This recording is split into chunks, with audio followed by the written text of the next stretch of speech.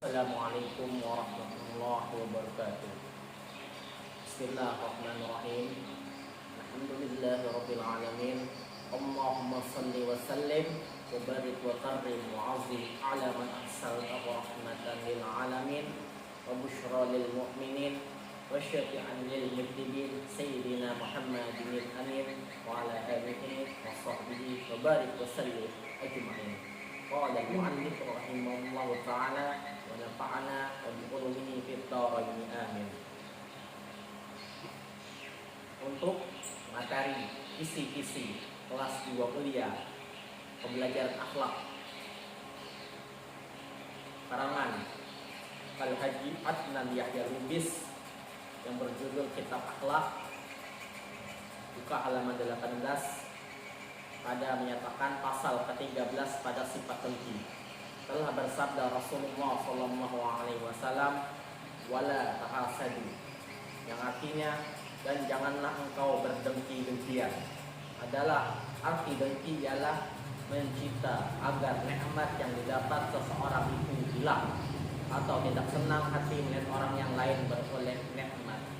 Artinya arti dengki yang sering kita temui di kehidupan nyata sekarang ini, ketika tetangga kita atau orang lain mendapat kenikmatan, misalnya mempunyai mobil Alphard atau mobil Toyota atau mobil Pajero atau mobil Fortuner, sedangkan di hati kita ada rasa dengki supaya mobilnya itu rusak, maka itu sesuatu yang sangat-sangat tidak dianjurkan.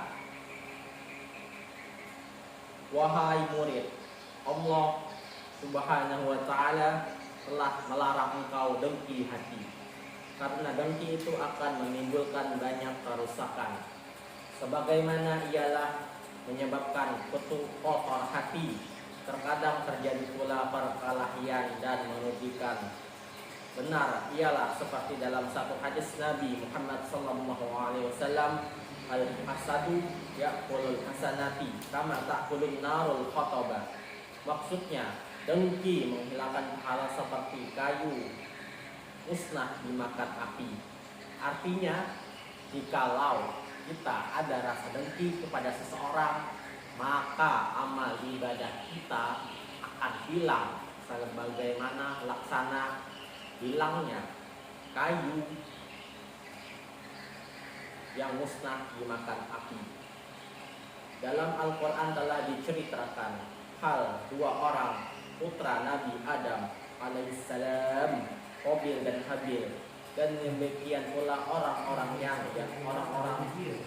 Yahudi yang dengki kepada Nabi Muhammad SAW hingga mereka tidak mau percaya kepadanya. Maka apabila engkau melihat seseorang beroleh nikmat, maka bergiatlah engkau berusaha dan berdoa agar diberi Allah pula nikmat.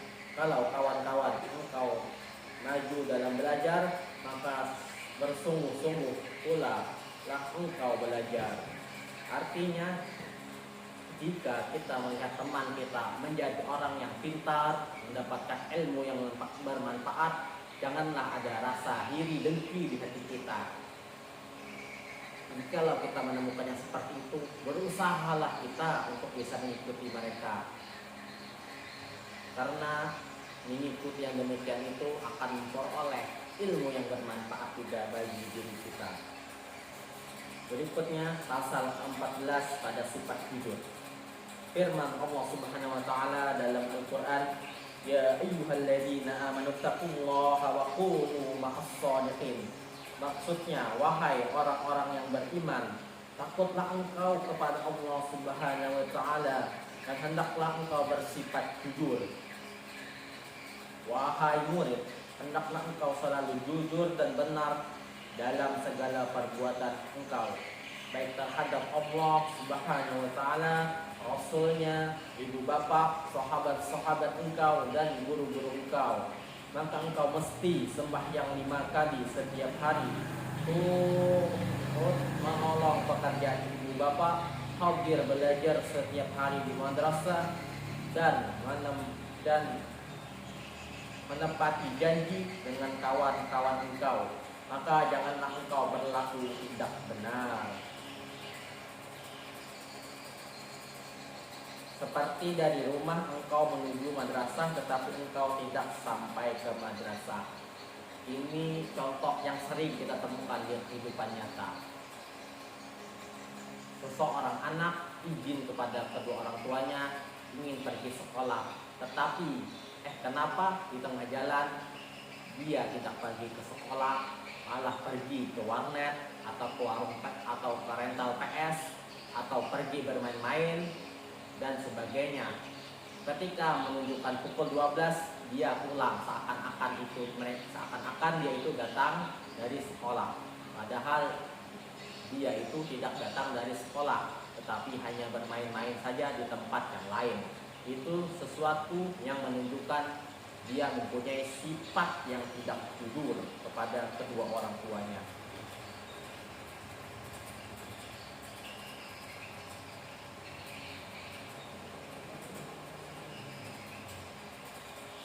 Adalah yang seperti ini sangat melukai hati ibu bapak engkau, dan engkau juga rugi kelak.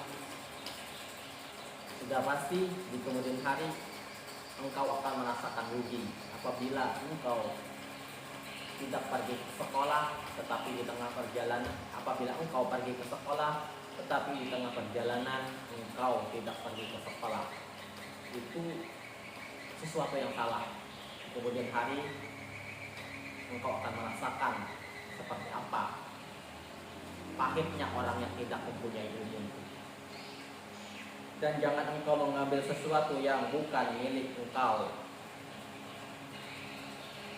Ada istilah yang sering kita temui di kehidupan nyata. Qulil haq walau kana murran. Katakanlah kebenaran walau itu pahit. Di sini menunjukkan bahwa kita harus bisa berkata jujur walaupun di dalam keadaan yang sangat tidak kita inginkan. Artinya selalulah untuk berbuat jujur. Dengarkan hikayat ini.